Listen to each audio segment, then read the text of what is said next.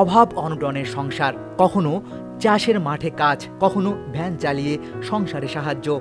সেখান থেকেই শুরু হয়েছিল অশোক কীর্তনিয়ার জীবন সংগ্রাম। আজ সেই অশোকই পশ্চিমবঙ্গের খাদ্যমন্ত্রী।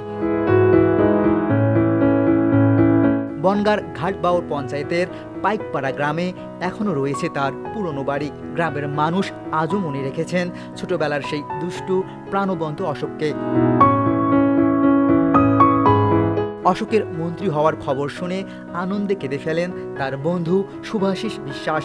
চোখের জল মুছতে মুছতে তিনি বলেন, অশোক আরও বড় হোক, মানুষের জন্য কাজ করুক।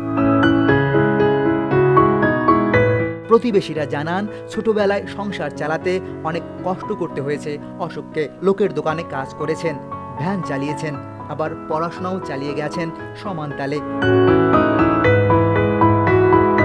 স্থানীয় ক্লাব সবুজ সংঘ এর সঙ্গেও গভীরভাবে জড়িয়েছিলেন তিনি।